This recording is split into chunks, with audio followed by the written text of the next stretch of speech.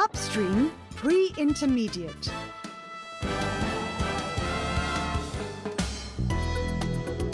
Module 1. People of the World. Do you like the taste of a big and busy city? Or are you the kind that prefers it quiet and peaceful? Let's take a look at a couple of places so you can decide for yourself. This is Sheffield. It's a big city in the north of England.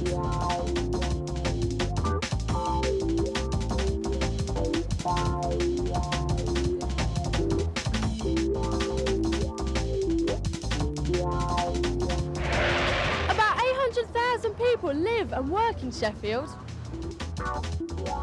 There are wide, busy roads and trams to take people around the city.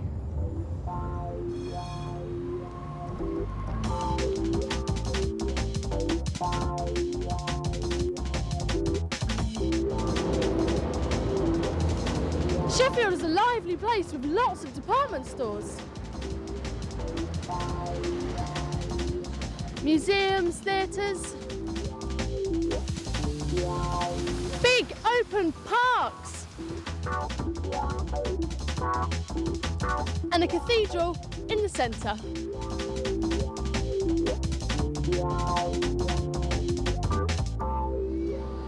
So there's lots to do all year round in Sheffield.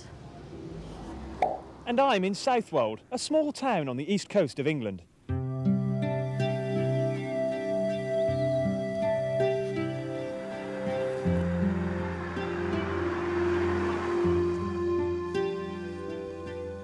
Most of the year, about 3,000 people live here, but in the summer months, when the holiday visitors arrive, the population can double to around 6,000. The streets are narrow and the shops are small. Lots of people in Southwold live in houses, but there are also some small picturesque cottages.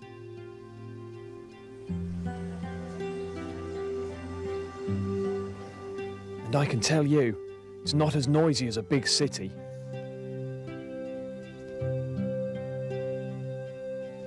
For entertainment, there are a few restaurants and cafes to visit. And there's even a long pebbly beach where you can go for a walk in summer or in winter. So what's the place you'd like best? All in a day's work. This is Helen. Hello, my name's Helen. I'm a hotel receptionist. A hotel receptionist is someone who deals with guests in a hotel. Hotel receptionists need to be pleasant and polite because they have to make people feel welcome. What does Justin do? Hi, I'm Justin and I'm a florist. A florist is someone who sells flowers. Florists need to be imaginative because they have to make beautiful flower arrangements. This is Steve. Hello, my name's Steve and I'm a cameraman. A cameraman is someone who films people and places. Cameramen need to be creative because their work gives a film its character. What does Tony do? Hi, I'm Tony and I'm a fitness instructor. A fitness instructor is someone who helps people work out at the gym. Fitness instructors need to know a lot about the human body because they have to tell people how to exercise. Let's have another look. Can you complete the sentences? Here we go. This is Helen. Helen is a hotel receptionist. She needs to be pleasant and polite because she has to make people feel welcome. This is Justin. Justin is a florist. He needs to be imaginative because he has to make beautiful flower arrangements. This is Steve. Steve is a cameraman. He needs to be creative because his work gives a film its character. And this is Tony. Tony is a fitness instructor. He needs to know a lot about the human body because he has to tell people how to exercise. Now then, how do you get a job? You can read the appointments section of newspapers like this, or you could go to your local job centre. But some people go to an employment agency. Employment agencies will do all the searching for you. This is how it works. Good afternoon. Good afternoon. Take a seat. Thank you. I'd like to register with your employment agency, please. Certainly. And what's your name, please? Robert Elliott. Okay, Robert. And what kind of work can you do?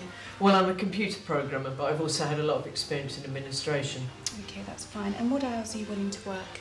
Well, I prefer to start in the mornings and go through to early evenings, but obviously if it was necessary, I could start in the afternoons and go through to later in the day.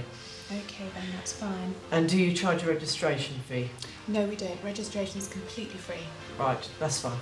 Okay, let's have a look at the database and see what we can find you. Well, it looks as if Robert's search was successful because he's got an interview with a very big company. Hi, you must be Robert. Yeah, that's right. Chris Chandler, Head of IT Department. Okay, so what experience then do you have in computer programming? Well, over the past 3 years, I've had a lot of experience of many different programming languages. Okay, so what's the attraction then for working for our company?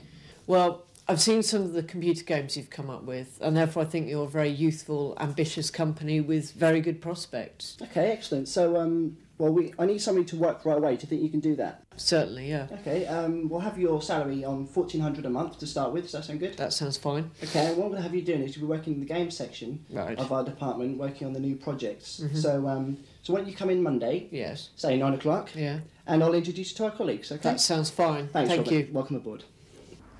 Good news for Robert. He got the job. But just what does it take to be good at what you do? It's a Luke Palmer Street Survey. What's your job? I'm a parking inspector. So what's a typical day at work for you? Well, I patrol the council's car parks. I make sure that everybody has bought a ticket and paid the right price for parking.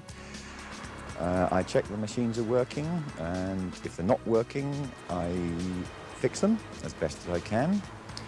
And apart from that, I help people who come into the car parks with whatever they want to know. I give them directions. What's your job? I'm an environmental scientist. So what's a typical day at work for you? A typical day, I spend quite a lot of time checking local pollution levels and devising strategies for local pollution control. So what does it take to be a good environmental scientist? It really takes a thorough understanding of the environment. What's your job? Jobs and skills, all in a day's work. Here's Auntie Janet. Auntie Janet's fascinating facts. Some people work harder than most. Take Benjamin Franklin, for example. He was renowned during his lifetime for being a soldier, a scientist and a famous politician. He started working for his father at the age of 10. He used to spend his days making candles and soap. Or how about Picasso, the famous artist? He produced 13,500 paintings in his lifetime, and he also made 300 works of sculpture. Wow.